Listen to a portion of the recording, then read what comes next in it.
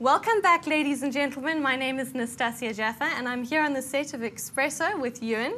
I'm the USN Face of Fitness 2010 Model Search winner, and today we're going to be looking at some healthy lunch options, balanced meals. That would be balanced fats and carbs and proteins together in healthy meal options. We've got 3 meals that we're going to be looking at today. Ewan? Good morning. Good morning. Good morning. Thanks for having me. Wow, what an intro. What an intro. I'm out of a job, it looks like today. Completely.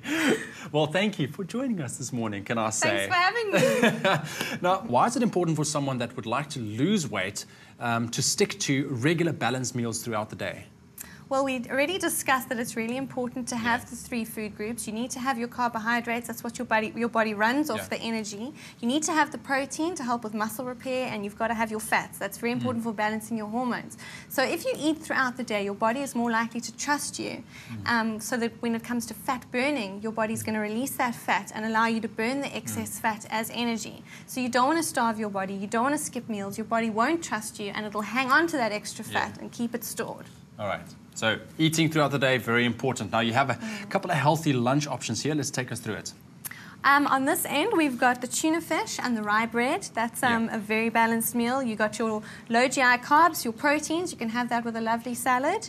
The next meal option we have here is some lean ostrich mince with some carbohydrates, low GI brown rice. That also releases energy slowly throughout the day. You got to have your veggies. We've got spinach and salad. The third meal option is the baked potato. That's also a low GI carbohydrate with some broccoli and some steamed hake. That's your protein option. Very important to keep that in your diet if you're building muscle.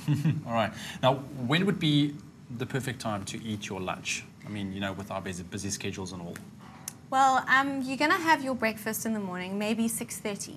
Then you're going to have your mid-morning snack at about 10:30 or maybe 10 o'clock in the morning, mid-morning. Then lunchtime will be your, whenever you get your lunch break, 12 or 1 o'clock. You're going to have a mid-afternoon snack, maybe that'll be 3:30, maybe 4. And when is your supper going to be? 6:30, 7?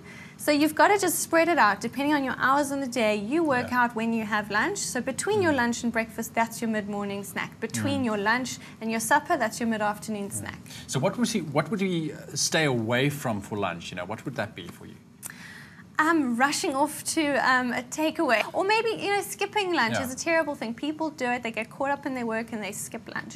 So you've got to try and not do that. You've got to maintain your blood sugar levels. All right. So yeah, don't skip lunch and don't go and get a takeaway. So let's talk about the mid-afternoon snack. What should we take in terms of, let's say, supplements?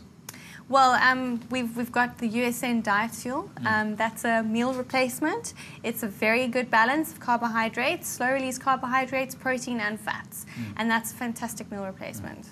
Do you kind of limit your carb intake towards the end of the day? A lot of people do, and that's because if you've got too much carbohydrates in your stomach or in your too much glucose going into your blood, and you're not using the excess energy, your body is more likely to go into lipogenesis and store that extra energy. So you've got to kind of get to know your body and learn about, like, how much do I need to eat to sustain my hunger or to keep myself going. If you're eating too much, then your body's going to store it, and that's just how it works. Right. Now, I see you've got 2 options of Fedra cuts right here. When, you know, in terms of lunch, should you take these? Well, Fedra cut is a fat burner and it kickstarts the metabolism. So you could have this Fedra cut before lunch, perhaps half an hour before lunch. You'll have your Fedra cut. That'll get your metabolism going, speed it up a bit, and then you can have your lunch. All right. Now I see you've got one in capsule form and one in like a sachet form. What's the slim difference pack, there? This is a slim pack. You actually mix that with water into a kind of an energy drink, and it kickstarts your metabolism. All right. Now, am I correct when I say that, you know, there's more carbs in the lunch than there was in the breakfast? Not really. The previous breakfast option we discussed was the protein shake. That was your quick option. Ah, yes. Okay. So another good breakfast option is the oats with protein. But for lunch, you are actually having this kind of the same amount of carbohydrates and protein. Okay. So once again, keeping that balance between the carbohydrates, the proteins, and also the fats. Yeah, it's normally around dinner time when you'll limit your carbohydrates. All right. Now, on that note, you are going to show us some healthy dinner options tomorrow, but that is tomorrow. Nastassia, thank you so much for joining us. Thanks for having me.